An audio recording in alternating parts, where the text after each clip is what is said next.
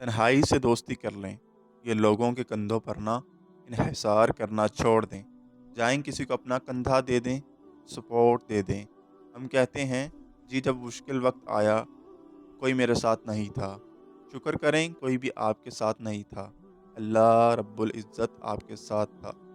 یہ جو تنہائی ہے یہی آشنائی کا سفر ہوتا ہے۔ حضرت واصف علی واصف کا بڑا پیارا جملہ ہے کہ تنہائی ہی آشنائی ہے۔ تو یہ جب انسان تنہا ہوتا ہے نا، اللہ اس کے ساتھ اتنا قریب ہوتا ہے کہ جو تہجد کا ٹائم ہے اس میں رات ہوتی ہے، رب کی ذات ہوتی ہے اور ہماری اس سے بات ہوتی ہے، اور تو کوئی بھی نہیں ہوتا، باقی سب تو سوئے پڑے ہوئے ہوتے ہیں اور آپ جاگ رہے ہوتے ہیں۔ رات جاگ رہی ہوتی ہے اور وہ ذات آپ کے بالکل قریب ہوتی ہے۔ اللہ تعالیٰ آپ کا حامی و ناصر ہو، سدا سلامت۔